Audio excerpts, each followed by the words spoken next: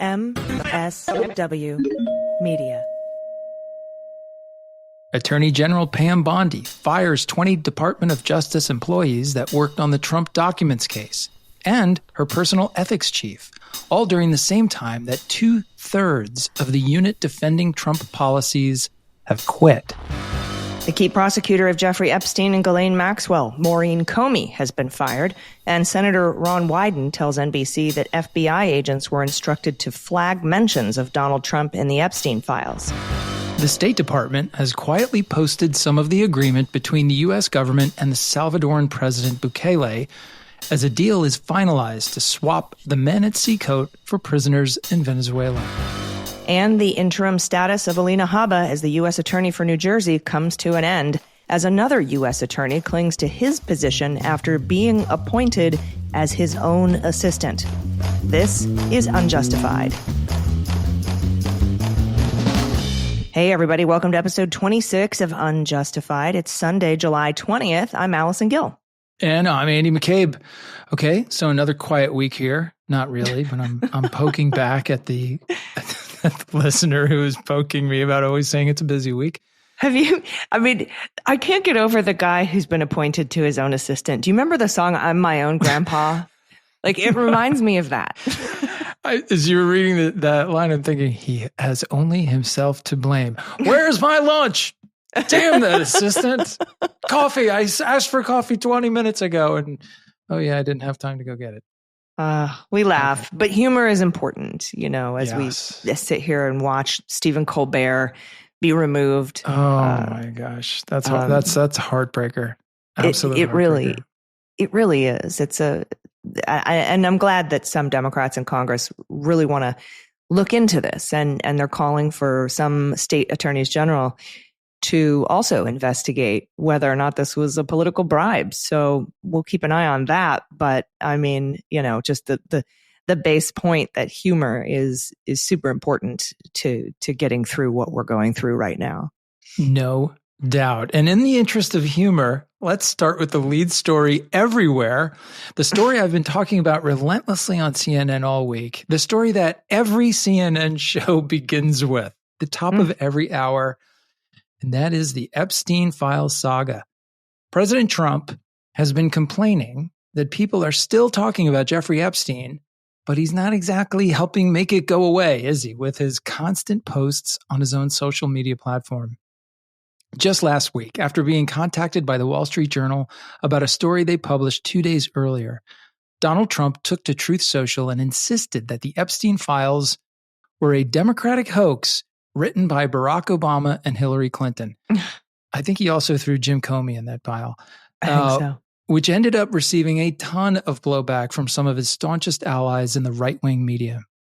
Yeah, and his own post on his own social media platform got ratioed for posting that. And of course, you know, 2 days later, that Wall Street Journal story did come out. Very proud of the Wall Street Journal for not capitulating to Caroline Leavitt and Donald Trump threatening to sue them if they published it. And it's this really tawdry birthday letter that Donald Trump had written to Jeffrey Epstein. And we talk about that on a lot of other podcasts. But I'm very glad that Wall Street Journal went ahead and published it. And I guess, you know, Trump even said in a subsequent Truth Social post that he had contacted Rupert Murdoch himself, who, as we know, is the owner of the Wall Street Journal, that super super deep state left-wing rag, the Wall Street Journal.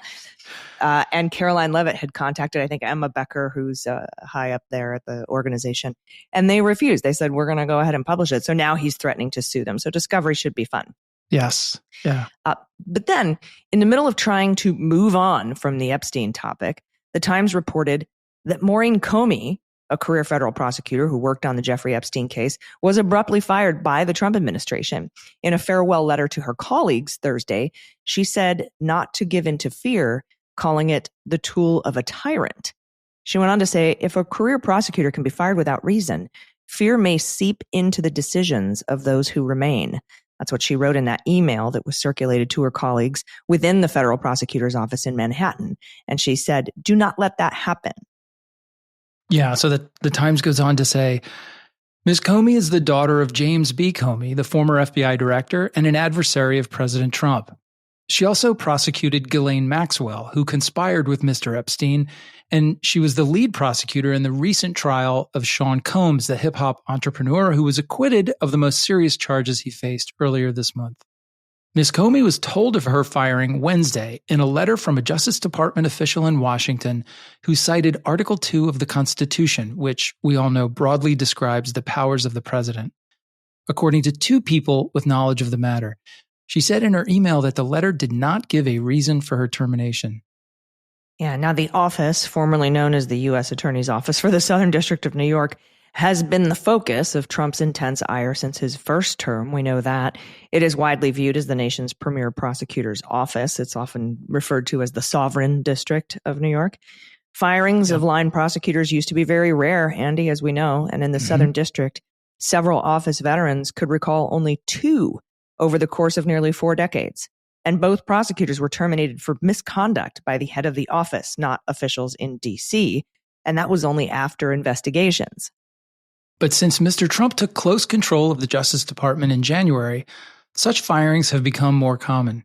In March, the White House abruptly fired 2 prosecutors in Los Angeles and Memphis, and more recently it fired more than 20 career employees, including the ethics advisor to the Attorney General Pam Bondi, which we'll talk about more later in the show. Legal experts and veterans of the office have now begun to question the involvement, or lack thereof, of the interim U.S. Attorney Jay Clayton in Ms. Comey's firing. 2 people with knowledge of the matter said that Mr. Clayton had been blindsided by the news. That is amazing that the U.S. Attorney did not know that one of his most senior trial attorneys was going to be fired by Washington. Like, they didn't even tell him. Right. But it just doesn't surprise me anymore, really. It's just, it's, unprecedented and unheard of. Yeah. But how many times can we use those adjectives? Right. Now, Jessica A. Roth, a former Southern District prosecutor, said the events surrounding Ms. Comey's dismissal had raised questions about Mr. Clayton's leadership in an office once famous for its independence. Quote, if in fact the directive came straight from the White House and he was not consulted, that undermines his authority at the U.S. Attorney's Office. That's what Ms. Roth said, who now teaches criminal law at Benjamin N. Cardozo School of Law in New York. Ms. Comey's firing came just weeks before Mr. Clayton's 120-day term expires. After that, the judges of the federal court for the Southern District of New York could appoint him to the same post, or they might decline to do so. It is unclear if or how the Justice Department's firing of Ms. Comey might affect the judge's decision. Before joining the U.S. Attorney's Office, she worked as a law clerk for one of the judges, and as a prosecutor, she has appeared before many of them. Yeah, that's just really, really interesting in that, going back to Donald Trump saying, everyone shut up about the Epstein file. Jeffrey Epstein is old. We're the hottest country and stop talking about him. But also, Maurene Comey, you're fired. Like, do you think that wouldn't draw more scrutiny and create more theories going around the internet? It is one of the worst handled media crises I've ever seen an administration stumble with. So just to be clear, like, his history on this issue, going back years and campaigns, multiple campaigns, was screaming from the rafters about how the entire file should be released over and over and over again. And his most hardcore supporters, many of whom came to their Trump support via QAnon, jumped on that bandwagon. This idea that all these kind of appointed investigators out there on the internet were going to get to the bottom of all the Democratic politicians who were engaged in pedophilia with Jeffrey Epstein. So it becomes a rallying cry kind of in that hardcore right-wing blogosphere. And this continues right up until the beginning of this administration, when he's still asking for these things. He appoints Dan Bongino and Kash Patel to the 2 top jobs in the FBI. Both of them have numerous statements on the record, on podcasts, demanding that this should be done on day one. The entire file gets turned over. Vice President Vance, same thing. Don Jr., same thing. On and on and on. Then they show up, and first you have the Pam Bondi release of the great 3-ring binders, bring all the right-wing influencers in. Yeah, the phase 1 disclosure, which everyone walks away irate with because it's nothing new. It's all some of the same. So there are several hundred documents already. You could available. have heard it all on the Mueller She Wrote podcast. Yeah, there you go. So that tempest in a teapot boils over, and Pam Bondi triples down. We're going to do it. We're going to have everybody review the file. I've got the file on my desk. The client list is on my desk. Some version of that. It's coming. It's coming. I just have to review it. And then out of nowhere, a little over a week ago, comes the unsigned memo from DOJ. There will be no more releases of information. No one is going to be charged. Nothing to see here. Go away. So this 180-degree flip-flop sends their own supporters over the edge in terms of the outrage machine.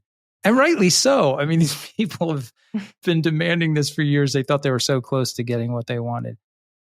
You know, the whole thing, I mean, I've not been a supporter of it's a cover-up of Trump's misdeeds with Epstein theory from the beginning, simply because, you know me, like, I got to have some evidence, and there is no hard evidence of that. And the fact that he himself was calling for the stuff to be disclosed for so long, I thought mitigated against that. He would know if there was things he needed to cover up, and he made no effort to do that for such a long time. But now, this series of decisions it's unfathomable. That memo. Welcome to the dark side, Andy. We all knew that. He's doing one cover-up-y thing after another. And I should say, firing Maurene Comey, the only person who has successfully put one of the Epstein offenders in jail, Ghislaine Maxwell, and was also involved in putting Epstein himself in jail. You fire her? She's a person who knows what's in the files. Like, the whole thing looks like a total setup now. It's unbelievable. Yeah. And, you know, I have a little bit of an announcement too. MSW Media, my podcast network, we filed for this. So in the meantime here, Donald Trump has gone on Truth Social saying, all right, fine, Pam Bondi, I'm asking Pam Bondi to release the grand jury materials with court approval. Right. And now that was last night's flip-flop. Yeah. And I'm looking at that like, oh, well, that seems like a waiver. So I have joined with national security counselors and Kel McClanahan in a filing to ask for these and to explain why, if they don't release part of them, under what rules they're not releasing part of them. To kind of, I mean, I guess sort of paint them in a corner, right? You tell us either why you aren't releasing things or what you are releasing, and you know what made you make this decision now that you've waived your privilege over this. And so we have filed, and of course they have 30 days to respond. If they don't, I will file a lawsuit. Kel McClanahan, National Security Councils, will file a lawsuit on behalf of MSW Media, the network where you're hearing this podcast. And I'm interested to see how they respond. And by the way, if you want to support us in this little legal endeavor, you can go to nationalsecuritylaw.org/donate. So I just want to let everybody know I am trying to force the issue here. It's the only way we're ever actually going to learn something. Because like this last night's Truth Social post, which said I've authorized her to seek I've asked her to unseek the unsealing of grand jury testimony, if the courts allow. I mean, first of all, that's a micro section of the file. That is like a very tiny little piece of this otherwise massive file. Well, it's also the part he knows that the court will probably say no to. Of course. The guy who just defies all sorts of court's orders will probably accept this it's going to be only witnesses who testified in the grand jury, which is not always the best witnesses, because the best witnesses who you're going to rely on at trial, you don't send them in front of the grand jury if you can avoid it. So it's going to be just a few witnesses. And it's not going to be grand jury information like phone records and business records, financial records. Those are the sorts of things that would really help you see the network of people connected to Epstein. That sort of information you have to get with a grand jury subpoena. So it is also protected by the court, but that was not included in his direction to Pam Bondi. It was testimony only. And let's be serious. We wanted the grand jury materials for the Mueller investigation. We still haven't gotten those, even though public interest is high. And you didn't get the Watergate grand jury information until 40 plus years later. Yeah, you're not going to get this. No. And even if you did, even if they unsealed some piece of it, it would still be redacted to remove every name and all identifying data. So this is just a gambit. He knows that by saying this, he can look a little bit more transparency inclined, but not actually have to let anything go. And he can now forever point to this. It's kind of like, oh, I'll release my tax records when the audit is finished, right?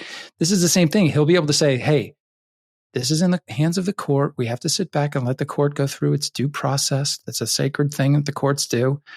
And nothing will happen. The court process is going to take a long time because they'll seek input from everybody who's implicated in those pieces of testimony. So it's a mess, and it gets worse for him every day. And then he'll be able to blame the courts. Exactly. And go after the courts, which he loves attacking on a daily basis. Yep. All right. In a related story, by the way, from CNBC, FBI agents assigned earlier this year to review the Epstein files, and they were told to flag any documents that mentioned President Trump. And that's according to Dick Durbin, also not the most woke deep state senator on the planet. Now, Durbin's claim came as the Illinois Democrat sent the Justice Department and the FBI letters asking them to explain what his office called apparent discrepancies regarding the handling of the Epstein files and findings from a July 7th DOJ memo and instructions reported received by FBI personnel. Quote, according to information my office received, the FBI was pressured to put approximately 1,000 personnel in its Information Management Division, or otherwise known as IMD, on 24-hour shifts to review approximately 100,000 Epstein-related records in order to produce more documents that could then be released on an arbitrarily short deadline, Durbin wrote to Patel. This effort, which reportedly took place from March 14 through the end of March, was haphazardly supplemented by hundreds of FBI New York field office personnel, many of whom lacked the expertise to identify statutorily protected information regarding child victims and child witnesses, or properly handle FOIA requests, the letter said. My office was told that these personnel were instructed to, quote, flag any records in which President Trump was mentioned. I thought there were no records, Andy. I thought they were a hoax. Yeah, I mean, well, it depends on how many times Barack Obama wrote Trump in the records that he was hoaxing up, right? Yeah, so hey, FBI agents, 24/7, end of March, take these 100,000 pages, look for my name, let me know where it shows up, flag them in these fake files that were written by the Democrats, please. Yeah, this is like what's his name? The lawyer. I'm spacing out on the lawyer's name from the documents case, the original one. Can't you just take these back to your hotel room, these documents, and get rid of these tonight? Could you take the flag documents and Corcoran? Evan Corcoran. Yeah. Yeah. Super special. Awesome. I don't think this is going away. So no. Anyway, very interesting. And what a way to kick off the show. All right. We have more information about Department of Justice and some major firings that are going on. Huge purges of people. And some of them are being fired and some of them are quitting. And we're going to talk about that. Yep, they're leaving. They're taking their deferred resignation programs or early retirements and hitting the road. So we're going to talk about all that. But we have to take a quick break. So stick around. We'll be right back.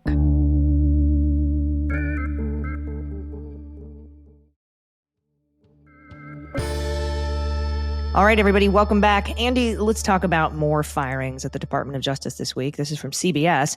The ongoing purge of Justice Department officials who investigated Trump and his allies continued this week, with the Justice Department firing more than 20 employees who worked on those investigations. That's according to sources who spoke on the condition of anonymity to CBS. The firings, one source familiar said, included more than 20 people who worked on former special counsel Jack Smith's classified documents case against Mr. Trump and Smith's investigation into Trump's attempt to overturn the election results in 2020. There have been at least 35 firings of Justice Department employees who worked for Smith on the 2 investigations he oversaw, and at least 15 more could be fired, the source said. Sources told CBS that among those fired were paralegals who worked for Smith's office, finance and support staff, and 2 additional Justice Department prosecutors in North Carolina and Florida. 3 other top January 6 prosecutors were fired in June. The staffers were identified by the Justice Department's so-called Weaponization Working Group, which Attorney General Pam Bondi established as one of her first priorities after she was confirmed, one source said. Yep, and as the Justice Department began collecting information about the FBI agents who worked on the January 6th investigations and fired career prosecutors who worked on the cases, Bondi said in her directive that the working group would investigate, quote, improper investigative tactics and unethical prosecutions versus, quote, good faith actions by federal employees simply following orders. That's all of them. Yeah, of course. Right? And especially paralegals and financial people, like they got assigned to those cases. They didn't raise their hand for that. That's outrageous. Yeah, no. It is. Now, one of the staffers who had been fired was Patty Hartman, who served as a top public affairs specialist at the FBI and federal prosecutors' offices. Hartman was fired Monday via letter from the Attorney General. She worked on the District of Columbia U.S. Attorney's Office public affairs team that distributed news releases about the more than 1,500 January 6 criminal prosecutions. In an interview with CBS News, Hartman warned of a continuing wave of retribution inside the agency. Quote, the rules don't exist anymore, Hartman said. There used to be a line, used to be a very distinct separation between the White House and the Department of Justice because one should not interfere with the work of the other. That line is very definitely gone. Yeah, and House Judiciary Dems, by the way, like I said, they've sent a letter to Pam Bondi demanding the Jack Smith report on the classified documents, Volume 2, along with all mentions of Trump in the Epstein files. So both Senate and House Democrats are, first of all, on the Epstein files thing. But that request that we talked about last week to get the information about the classified documents case, Volume 2, included also any mention of Trump in the Epstein files. So everybody's looking to flag him. Yeah. Flag the Trumps. Yeah. And if that weren't enough, Bloomberg Law reports that Attorney General Pam Bondi has fired her personal ethics advisor, removing the Justice Department's top official responsible for counseling the most senior political appointees, according to 2 people familiar with the move. Joseph Terrell, a career attorney who'd spent nearly 20 years at the department, received a termination letter from Bondi July 11th that did not state a reason for his immediate removal from federal service. Similar to notices the Trump administration has sent to dozens of other DOJ civil servants, Bondi cited Article 2 of the Constitution, which concerns presidential powers. Yeah. Now, Terrell headed the DOJ's ethics office. His portfolio included reviewing and approving financial disclosures, recusals, waivers to conflicts of interest, and advice on travel and gifts for Bondi, Deputy Attorney General Todd Blanche, FBI Director Kash Patel, and other DOJ leaders. This Terrell fellow also oversaw a team of ethics staffers that provided guidance to employees in all the department's litigation offices, law enforcement agencies, and other branches. Now, reached by email Sunday, Terrell declined to comment. He posted the termination letter, though, in which his first name is misspelled. Of course. He posted that on LinkedIn on Monday morning. I would like to see these folks speak out a little bit more. Yeah, for sure. Terrell's removal is separate, but potentially related to the roughly 20 employees involved in Special Counsel Jack Smith's investigation, according to numerous media reports, who were also fired on July 11th. Terrell advised Smith's office on ethics matters during his criminal prosecutions of President Donald Trump, said the sources, who spoke on the condition of anonymity to share a sensitive personnel matter. That includes Terrell approving Smith's receipt of $140,000 in pro bono legal fees from Covington and Burling, which he disclosed upon concluding his investigation. Yeah, I bet that's it. That's his connection to disloyalty and weaponization, I guess. Yeah, I mean, you think, oh, well, she probably fired the ethics advisor because she has no ethics. But I that was my first thought. Exactly. I was just like screaming to myself, of course she fired. You don't need an ethics attorney when you have no ethics. Mm-hmm. It's like, I don't need a patent attorney because I'm not an inventor. I have no patents. Right. Exactly. But now that we are aware of his connections to his advice for Jack Smith and his prosecutions of Donald Trump, along with that $140,000 in pro bono legal fees, it starts to come together. Yeah. Now, Terrell served 6 years as an officer in the U.S. Navy before graduating law school from Michigan State University. He joined the FBI in 2006 before transferring to the Justice Department in 2018. Quote, I look forward to finding ways to continue in my personal calling of service to my country, he said on his LinkedIn post on Monday. I encourage anyone who's reading this to do the same. Did you know him? I really think I do. I was reading through his LinkedIn stuff. He was a presidential management fellow at the FBI. So it's like a small group of people that get hired every year. They're like usually right out of business school, and they get brought in and they rotate through different departments on the administrative side. And the idea is like, this is a way that for the FBI to kind of recruit some of the best and brightest to help us become more efficient and effective on the policy side and administrative kind of, workings of the agency. And I'm pretty sure I did know Joe. I can't picture him right now because I'm getting old and I can picture less and less every day, but his name is very familiar to me, and I'm pretty sure I remember who he was. Interesting. His ouster comes several months after Bondi removed or reassigned other career DOJ officials in charge of internal checks on the conduct of the department's workforce. That includes Bradley Weisenheimer, an associate deputy attorney general who made the final calls on Terrell's ethics decisions, and Jeffrey Ragsdale, who led the professional responsibility office that investigated attorney misconduct. The departure last month of DOJ's longtime Inspector General Michael Horowitz also raised concerns about internal oversight going forward. Trump dismissed in February the head of the Office of Government Ethics, of course, in an independent agency that would regularly consult with Terrell's team on conflicts and disclosures of political appointees. So we had a great ethics advisor, senior ethics advisor in the FBI, one of the most rational, smart, compassionate people who I had the pleasure of working with, a guy named Pat Kelly. Pat sadly passed away about a month ago. And when you're in these positions where you're constantly confronting challenging issues that are new to the organization, I can't possibly overstate the importance and really the luxury that it is to have someone in that role who is not wedded to this side of the case or that side of the case or anything like that.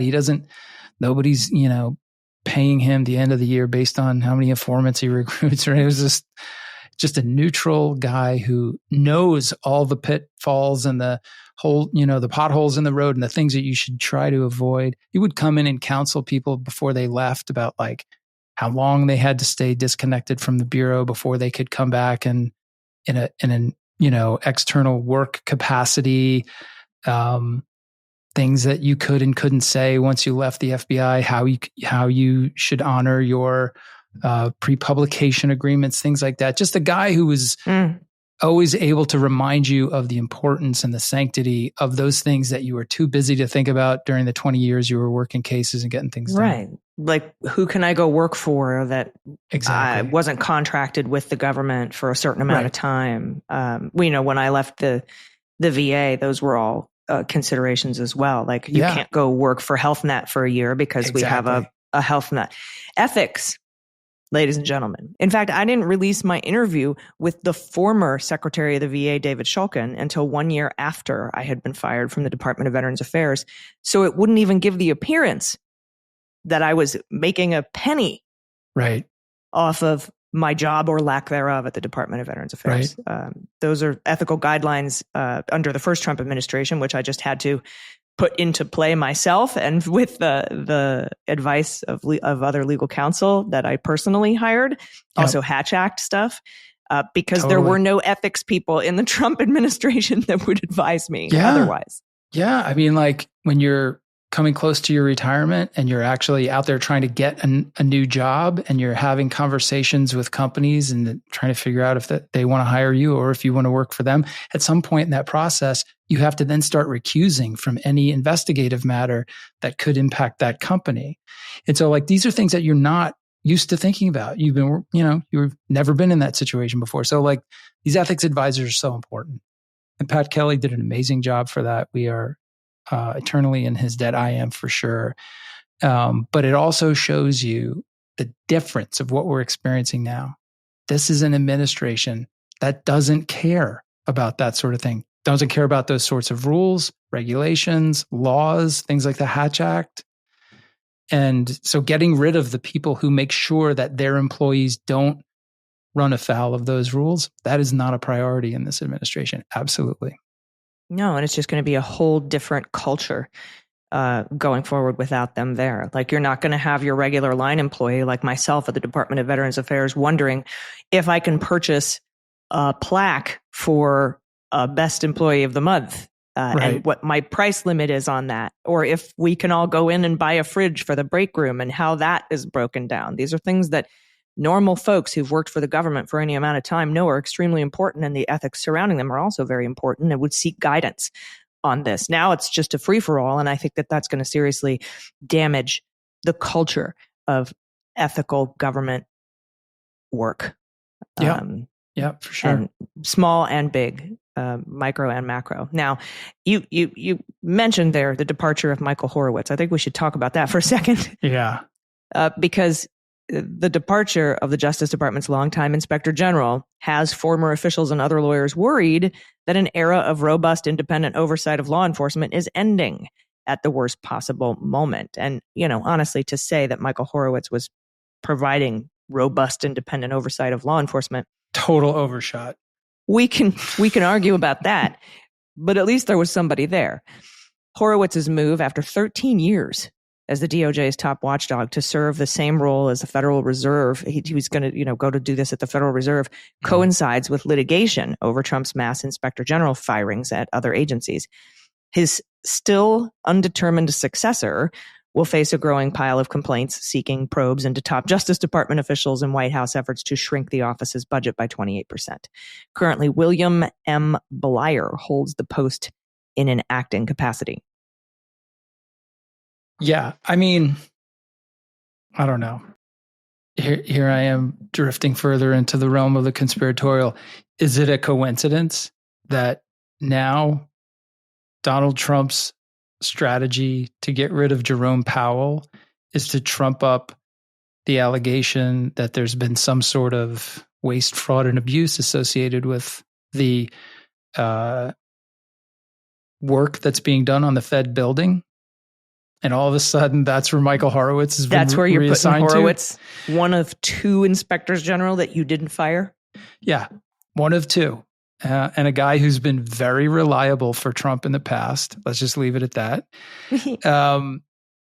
When I heard that he was leaving DOJ, which is like the top of the food chain for IGs, it's a very prominent, high-profile prestigious position, to go to the Fed, I was like, that makes no sense at all. That's a huge step down for a guy with a job and an ego the size of Michael Horowitz's. And all of a sudden this week, all of the hatred and antipathy for Jerome Powell is being expressed as outrage about the expensive upgrades that he is overseeing, allegedly having done at the Fed building. So I don't know. That's a good one to keep an eye on, I think, as we go forward. Yeah, I agree. Meanwhile, a federal judge dismissed a lawsuit filed by FBI agents seeking to prevent the Justice Department from disclosing the identities of those who worked on investigations into the January 6 attack against the U.S. Capitol, ruling that the agents' fears of retaliation were too speculative to warrant intervention. Judge Gia Cobb for the U.S. District Court for the District of Columbia granted the government's motion to dismiss the case on Thursday, finding the agents and the FBI Agents Association lacked standing to challenge potential disclosure of their identities or First Amendment retaliation claims. While Cobb acknowledged genuine fears driving the lawsuit, noting releasing plaintiffs' identities to the public would put FBI agents at serious risk of danger, the court said the legal precedent required that any threatened harm be, quote, certainly impending, rather than a mere possibility. I don't know if she could say that she noted that releasing the identities would put the agents at serious risk of danger. That seems like certainly impending to me rather than a mere possibility. But hey, I'm not a judge. Yeah, it seems like it. And I mean, we've seen a lot of cases dismissed on speculation, saying, well, you know what, come back when it happens, when you have injury, when you have harm. So I think that's probably the law that Judge Cobb here is relying on, or the precedent, in order to get, a temporary restraining order, preliminary injunction, et cetera, type of a thing, or to have standing to sue. Right. So I don't know. I think it's dangerous to be that reactive as opposed to proactive. But I guess she had to draw the line somewhere. So thanks for that reporting. And on another quick note about the mass exodus at the Department of Justice, The Guardian is reporting that the U.S. Justice Department unit charged with defending against legal challenges to Trump administration policies, such as restricting birthright citizenship, slashing funding for Harvard University. That unit has lost nearly 2/3 of its staff. These are the people who have to argue on behalf of the Trump administration.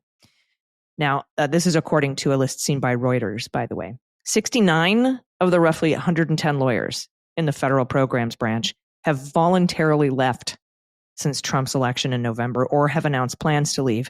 And that's according to the list compiled by former Justice Department lawyers that was reviewed by Reuters. So that speaks volumes. And it also kind of bolsters what we've been talking about now for weeks and weeks, Andy, that they have fewer and fewer people showing up in court, sometimes actual full-on U.S. attorneys in bond hearings and detention hearings to show up. So, I mean, I think it's very interesting, to say the least. Yeah, that's right. We have been talking about this for weeks. I think there's a reality here that people don't realize, that this group, we talk about 110 lawyers in this federal programs group. That seems like a lot of lawyers. It's not, because they handle everything for the whole country. This is not like line assistant U.S. attorneys, of which there are many hundreds all over the country. This is a very specific, smaller group of attorneys. They are skilled and have a lot of experience in this kind of esoteric government regulations world. And this is going to hurt their ability to kind of fight these things in court, which, I think, and from one perspective, really just indicates how important it is that you have all these groups like the ACLU and other groups that are really trying to hold the administration accountable. And they're now kind of overwhelming them resource-wise, which is an amazing thing to think about in terms of fighting the U.S. government. Yeah. All right. Well, we're going to continue to see U.S. attorneys at detention hearings for the foreseeable future. Dust off that old court rules book and get back in the courtroom. Yeah. Now that's, of course, Criminal Division, U.S. Attorney's Office. This is Department of Justice, different unit, but same theory applies. They're just running out of people who are willing to stand up and tell the court to, quote unquote, fuck off, as Emil Bovee said, who, by the way, had his nomination punched through the Senate Judiciary Committee as Senate Judiciary Democrats got up and walked out. And they are now arguing before the parliamentarians, saying that vote should be voided because they didn't follow the rules of order and allow debate on Emil Bovee's confirmation. So we'll see how that turns out. We'll talk about it next week. I'm sure we'll have a lot more information. And we also need to talk about some other mix-ups going on, not mix-ups, but shakeups, I guess I should say, going on at U.S. attorneys' offices, including the guy who's appointed himself his own assistant. I'm my own grandpa. We're going to talk about that guy right after this quick break. So stick around. We'll be right back.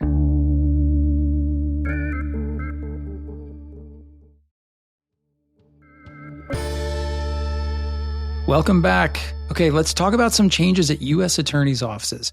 First up, from the Times, President Trump's embattled interim U.S. attorney in Albany, New York, is back leading the office under an unusual new title, just days after a panel of judges refused to appoint him to lead the office permanently. According to a letter from the Justice Department's Human Resources Division, a copy of which was obtained by the New York Times, John A. Sarcone III has been named, quote, Special Attorney to the Attorney General. The appointment, the letter says, gives him the powers of a U.S. attorney and is, quote, indefinite. Huh. That seems illegal, especially according to their own arguments that got Jack Smith's documents case dismissed. But exactly. Sure, whatever. The move means that Mr. Sarcone is the acting U.S. attorney for the Northern District of New York, according to a spokesman for the office, as well as its first assistant. He's occupying two positions at once. He is Schrodinger's U.S. attorney. The title of special attorney has historically been granted to officials with particular expertise to lead a difficult or complex prosecution, like that of Timothy McVeigh, the domestic terrorist. It does not appear to have ever been bestowed upon a leader of a U.S. attorney's office. For now, the appointment appears to allow Mr. Sarcone, who has scrapped publicly with journalists and the police, to effectively ignore Monday's decision by the panel of judges to spurn him. Mr. Sarcone declined to comment. Though Mr. Sarcone's situation is unusual, it reflects a presidential administration that has shattered legal norms and continues to appoint lawyers with little prosecutorial experience to run the U.S. attorney's offices. Thinking of one Ed Martin. Hey, maybe Mr. Sarcone could be the new whack-a-dagpaw when Ed Martin is taken out and put in charge of the U.S. Attorney's Office interim in New Jersey. I like how they called him special attorney and not special counsel, because that would have been just too on the nose. I think they wanted to just alter it just a little bit there. And it seems like it's a violation of the Vacancy Act. I can't imagine that this is lawful, but in any case. Yeah, but what are you going to do, right? That's right. It's only the Department of Justice. Like, why would they follow the law? Nope. Yeah. The White House does not have sole power to appoint U.S. attorneys, by the way, who must be confirmed by senators, or even keep interim U.S. attorneys in place for more than 120 days. Mr. Sarcone's appointment as special attorney appears to be a workaround, one that could potentially allow Mr. Trump to keep his pick in place without approval from Congress or the judiciary. Quote, I've never heard of this being done. That's what Carl Tobias said, a professor at the University of Richmond School of Law. Then I just imagine him putting his head in his hand like, yep, never heard of this before. Quote, it seems like they're making this up as they go along. Though Mr. Trump is still in the first year of his second term, no U.S. attorneys have been confirmed by the Senate. just stop and think about that for a second. None. Zero. In his first term, all 85 of Mr. Trump's nominees for U.S. attorney were confirmed by the chamber. So far in his second term, he has formally nominated only about a quarter of that number, leaving far more interim officials in place. For Mr. Sarcone, who in March was named interim U.S. attorney for a period of 120 days, the appointment is another episode in a dizzying, erratic tenure. I don't think you ever want to hear somebody describe your job performance as dizzying and erratic, but here you go.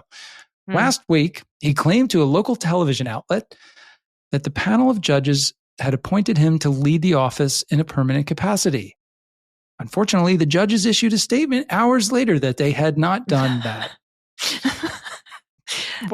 The lie detector test determined that was a lie. I'm the winner. No, you're not. We haven't even had the contest yet. You did not win. Oh, okay. Nope. Now, last month, Mr. Sarcone inserted himself into America's culture war over immigration when he claimed that an undocumented immigrant had tried to kill him outside a hotel in downtown Albany. In a Fox News interview, Mr. Sarcone claimed that, quote, a maniac with a knife who was speaking in a foreign language had approached him outside of his hotel. Mr. Sarcone then called the personal phone number of the Albany County Sheriff to explain what happened. After the man, Saul Morales Garcia, was arrested, Mr. Sarcone said to Fox News, the sheriff told him that he could only be charged with menacing. Now, in protest, Mr. Sarcone impressed upon the sheriff that Mr. Morales Garcia had threatened his life. Mr. Morales Garcia, who's 40, was then charged with attempted murder. Yikes. But there's more. Surveillance footage released by investigators showed Mr. Sarcone ambling outside the hotel and smoking a cigar when Mr. Morales Garcia walked toward him, brandishing an object.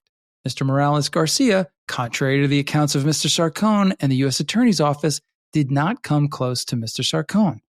The Albany County District Attorney's Office later dropped the charge against Mr. Morales Garcia after reviewing the footage. He pleaded guilty to second-degree menacing this month. After that imbroglio, the Albany Times-Union reported that the address that Mr. Sarcone had listed in a police affidavit as his residence in the city was in fact a boarded-up building. Oh, maybe he actually lives there. Like, hey, you could kick one of those pieces of plywood in a little bit, kind of sneak in on the side there, and maybe sleep in a refrigerator box, although I doubt that is what was going on. In response, the paper reported Mr. Sarcone instructed his staff members to remove the Times-Union from his office's distribution list. That'll teach him. Yeah, there you go.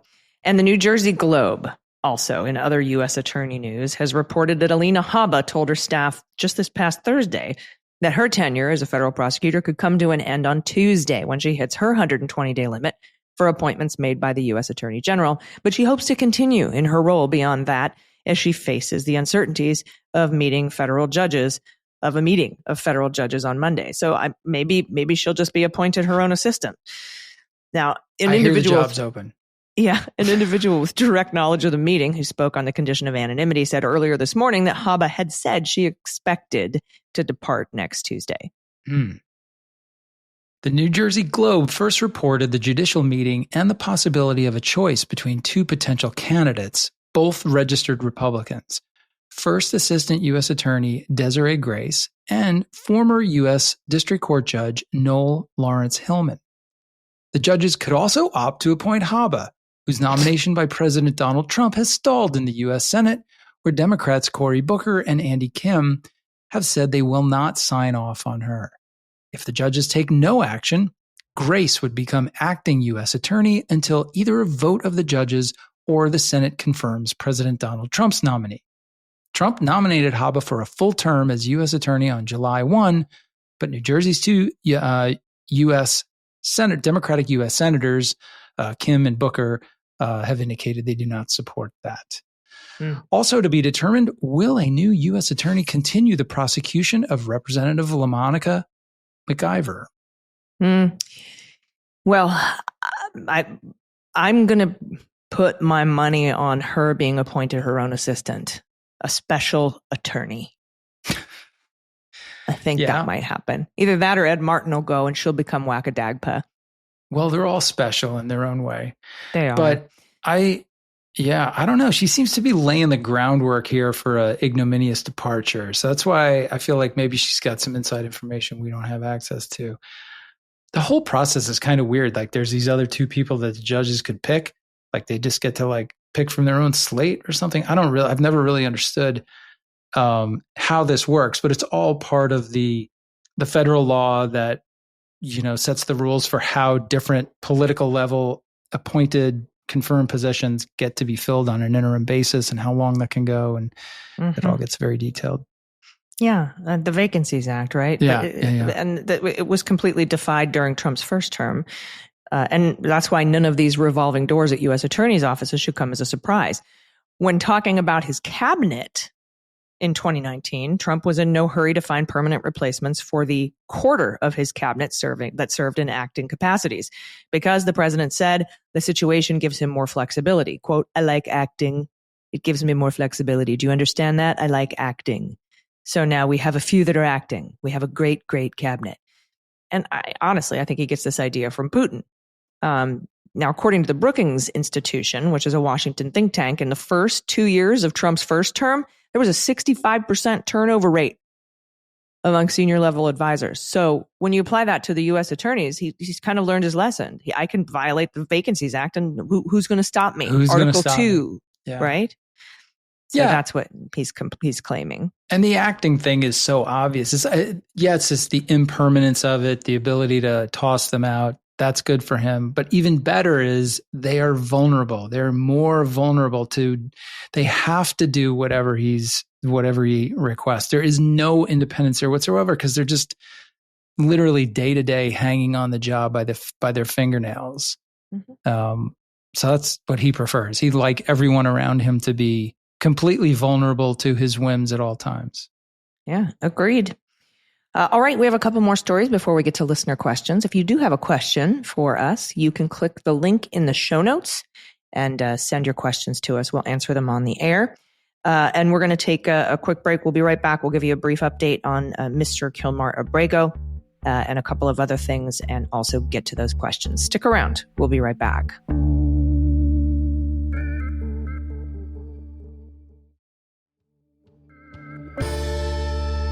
All right, everybody, welcome back.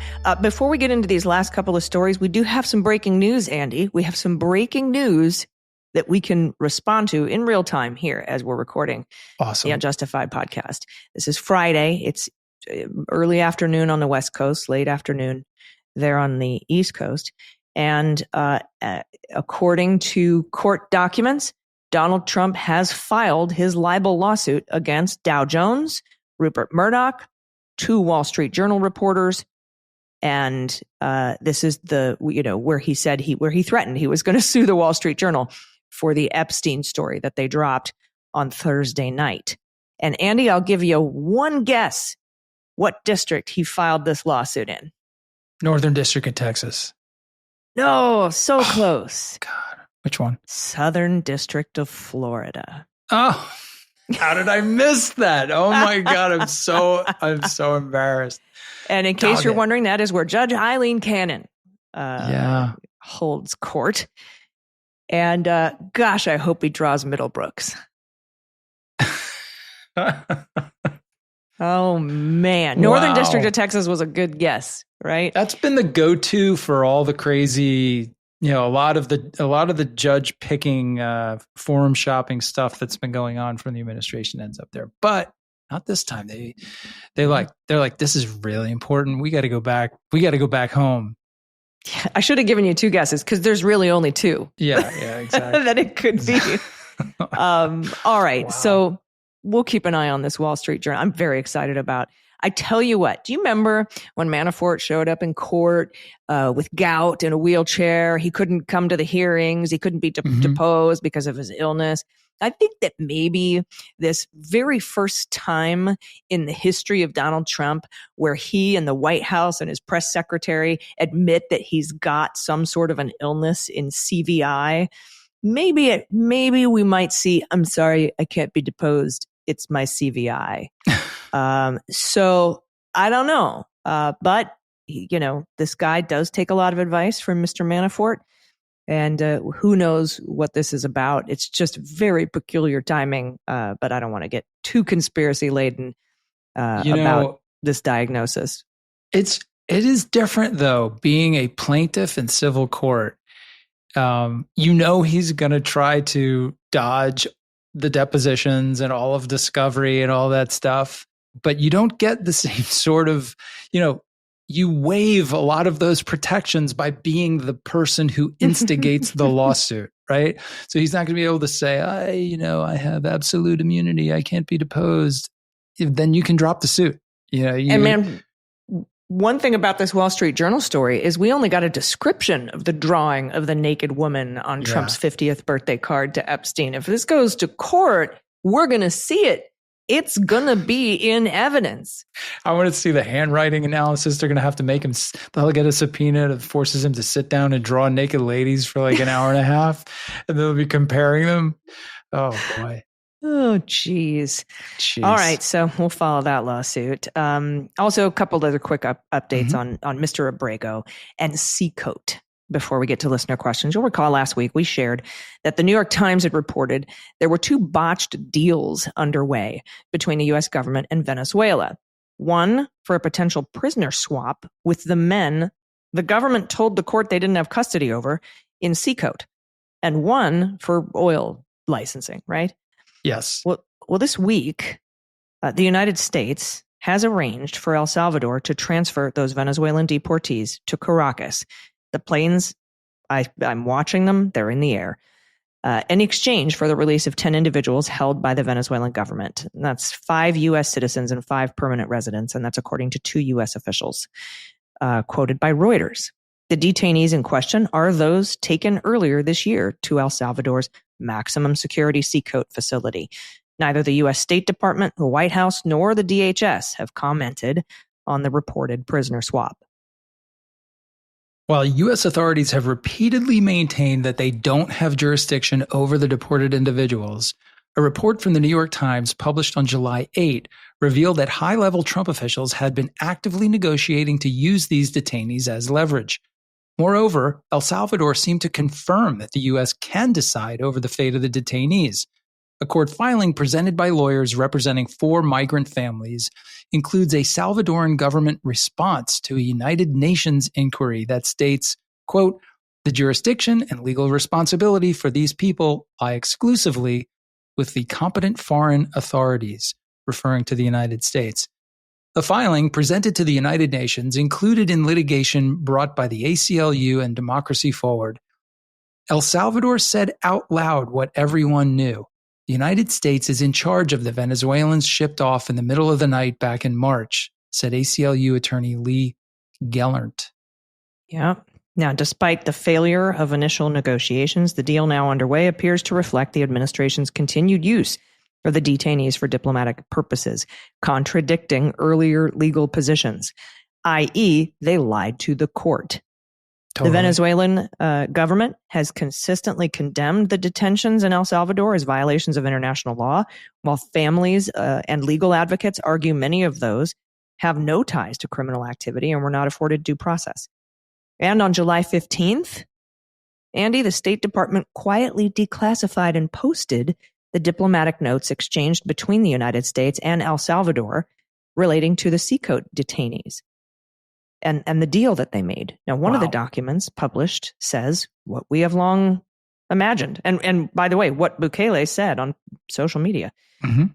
In response to your diplomatic note regarding the transfer of 2 individuals identified as members of the terrorist organization MS-13, Cesar Antonio Lopez Larios and Cesar Alicio Sorto Amaya, as well as individuals designated by the U.S. as members of the foreign terrorist organization Tren de Aragua, we wish to communicate the following. The Ministry of Foreign Affairs of the Republic of El Salvador reaffirms its commitment to assist the United States in combating terrorism and promoting peace and freedom across our nations while upholding human rights. That's interesting. In this context, we respectfully agree to the transfer of the 2 individuals mentioned above who are members of MS-13. Remember how I said, I bet there's a MS-13 leader swap? Yep, there it is. And express our readiness to accommodate 300 members of the foreign terrorist organization Tren de Aragua currently detained by the United States. The Republic of El Salvador confirms it will house these individuals for 1 year pending further decisions on their long-term disposition. So there you go. There you go. Yeah, this is a deal in which El Salvador desperately wanted Lopez Larios and Sordo Maya back, and we know we've all heard the reporting on this. It's a long story, but basically the allegation is that the Bukele government conspired with MS-13 and specifically these individuals, Lopez Larios, who is one of the founding members of MS-13 and on their internal kind of like board of directors, conspired with these people to do certain things to help Bukele get elected, right? They brought down the violence in and around El Salvador. They, essentially got out the vote, changed the conditions on the ground to make it look like the Bukele administration was doing a better job fighting crime. When in fact, what they were doing is basically corrupt deals with the criminals themselves. And these guys end up getting arrested in the United States. Bukele desperately wants them back. So the deal here is you get these 2 back, but you have to take 300 Venezuelans who are alleged to be members of Tren de Aragua. Now, the second part of the deal is let's send those people back to Venezuela so we can get our Americans back from the Venezuelans. Yep. So any hope that these men in CECOT were going to be returned to the United States seems to be dashed. Yeah, they're now in the hands of the government of Venezuela, which is a damn sight less cooperative with the United States than Bukele, who seems to be willing to do anything. Yeah. And this, of course, will impact the JGG case. Yeah. In front of Judge Boasberg, who had granted putative class status to everyone stuck at CECOT to get them due process. Yeah. So this seems like another defiance of a court order, although Judge Boasberg's contempt stuff had been paused. I'm not sure about the rest of it. Yeah, I have to see how they tee this one up. I don't see Boasberg as being the type of guy that's just going to let this go. Right. He could initiate an entirely new contempt proceeding around these developments. I agree. But we'll have to see. There's a lot to work with there. But, my heart is now sad. I'm thinking of Andre, the gay stylist who was mistakenly sent there. Right. Mota, at 70% of them had never committed a crime. Most of them didn't have any connections to Tren de Aragua. And none of them got due process. And the court has not yet determined whether Trump's use of the Alien Enemies Act is even legal. And let's think about it in terms of that argument, right? So that argument is founded on this conclusion that we're essentially at war with Venezuela. They are invading us through Tren de Aragua. Like they are a hostile nation. Mm-hmm. And that's what gives the government the right to rely on the Alien Enemies Act. Can they still make that argument now that they are actively engaged in prisoner swaps and doing They've already deals done together? They're already there. And this is the way of this administration. Do it before the court tells you can't. Up. Yeah. Which just leaves you with contempt for violation of court orders, which is kind of toothless since Pam Bondi runs the marshals and decides whether or not criminal contempt charges will be filed. Yeah, pretty much. Yeah. All right. Very sad news.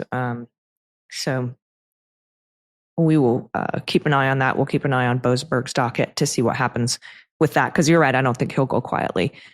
Judge Boasberg, that is.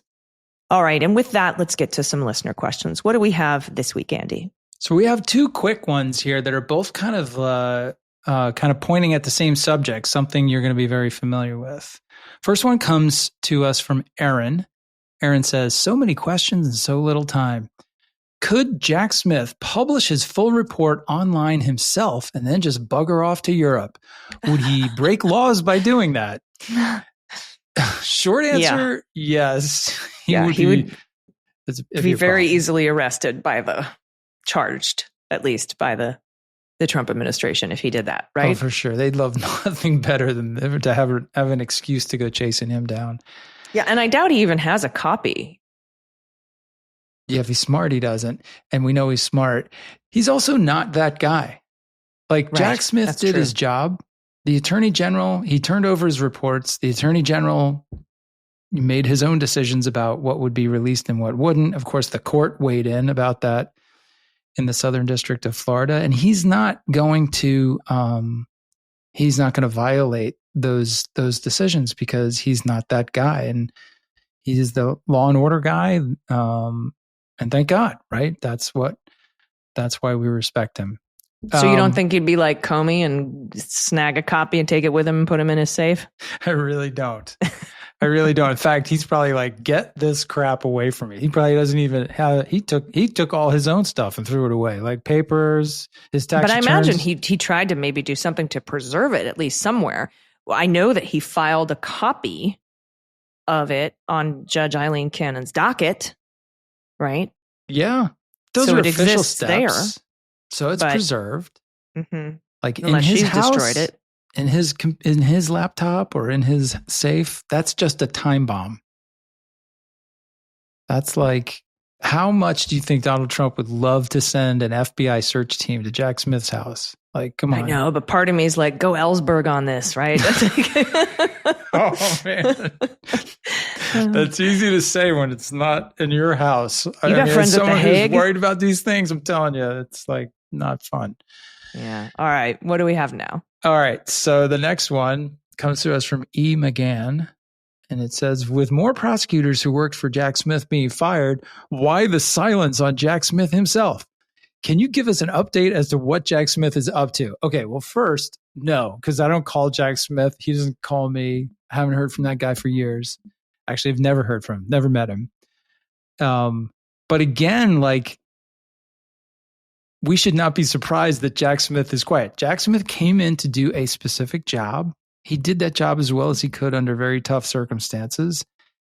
Now that job is gone. So he goes away. He goes back to his own private life. I don't think Jack Smith ever got involved in any of this because he wanted to save the world from Donald Trump or force a political, a political condition, anything like that. He did it because the Attorney General asked him to do it. It was a tough investigation, the kind of thing that's right up his alley.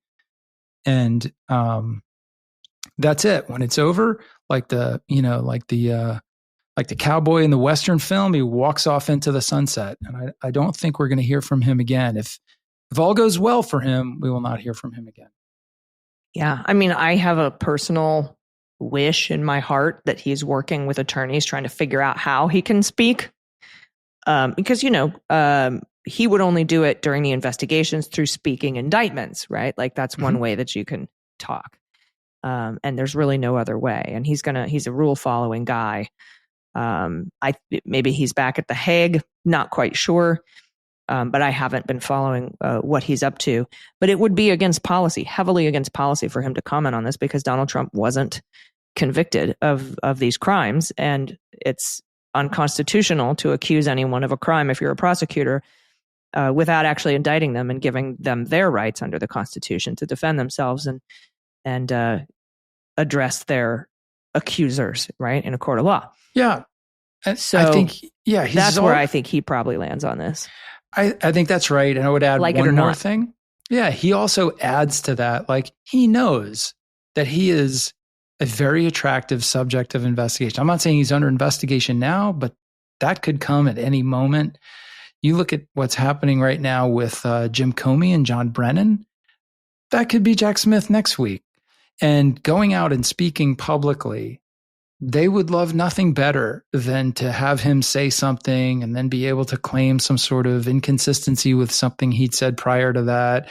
And they'd be investigating him for 1,001. So like he has to be incredibly careful, simply for his own safety and for his own kind of legal well-being. Yeah, agreed.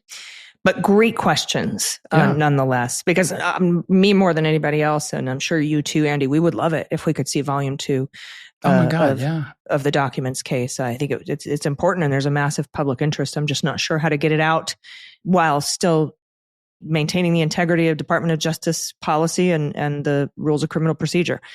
So yeah, well, it's kind of where we are. A different president could decide, as we have seen with the Epstein files, you know what? Release this, and this. Release these reports. So someday that might happen. Kind of up to us, right? Yeah.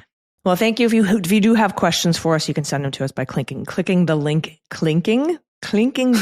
in the show notes, and sending your questions to us by filling out that form. Thank you so much, everybody.